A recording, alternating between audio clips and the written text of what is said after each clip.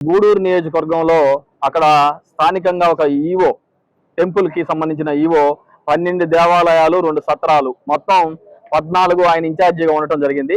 GSL medical institutions మరియు కిమ్యూ international university భాగస్వామ్యంతో Indian aligned MBBS course అడ్మిషన్లు అందిస్తోంది నియో.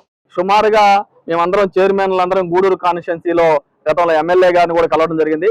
అక్కడ ఎమ్మెల్యే గారు కూడా ఖచ్చితంగా చర్యలు తీసుకుంటాం, అవినీతి జరిగిందని చెప్పి ఎమ్మెల్యే గారి దృష్టికి తీసుకుపోయాం. తర్వాత ఈ రోజు ఎండోమెంట్కి సంబంధించిన సబ్జెక్ట్ కాబట్టి ఇది రామనారాయణ రెడ్డి గారిని మేమందరం వచ్చి స్థానికంగా ఆయన గృహంలో కలవటం జరిగింది. ఆయన గృహంలో ఆయన ఏం చెప్పారంటే ఖచ్చితంగా యాక్షన్ తీసుకుంటాం, ఎక్కడ దేవాలయాల్లో అవినీతి జరిగినా మేము ముందుంటాం, మీకు హామీ ఇస్తున్నాను, వారం రోజుల్లో ఎవరైతే అవినీతి చేశారో అవినీతి అధికారి మీద యాక్షన్ తీసుకుంటాం అని చెప్పి ఈ రోజు మాకు హామీ ఇవ్వడం జరిగింది స్థానికంగా మినిస్టర్ గారు. నిజంగా మినిస్టర్ గారు మాకు హామీతో మా అందరికి సంతోషం అవుతుంది.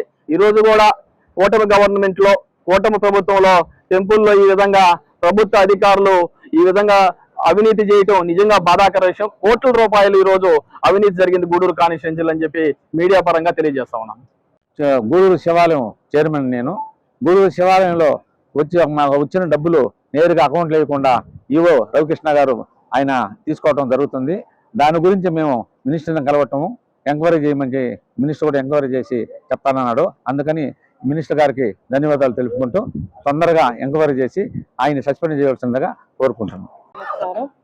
శ్రీ లక్ష్మీ నరసింహస్వామి వారి దేవస్థానం కలవకొండ క్షేత్రం 28 ఆగస్టు 2025 తేదీన ప్రమాణ స్వీకారం చేశాను. ఆ రోజు నుంచి ఈ రోజు వరకు మాకున్న ముసునూరు రవికృష్ణ గారు, ఈవోగా ఉన్న ముసునూరు రవికృష్ణ గారు ఎటువంటి సహాయ సహకారాలు అందించకపోగా, సిబ్బందికి జీతభత్యాలు ఇవ్వకపోగా కొంచెం ఇబ్బందికరమైన ధోరణితో ఇబ్బంది పెడుతున్న దృష్ట్యా ఈ రోజు అనగా 9వ తేదీ చెప్పచ్చు 9వ తేదీ దేవాదాయ శాఖ మంత్రి గారైన ఆనం రామనారాయణ రెడ్డి గారిని కలిసి అర్జీ రూపాయన మా సమస్యలను విన్నపించాము.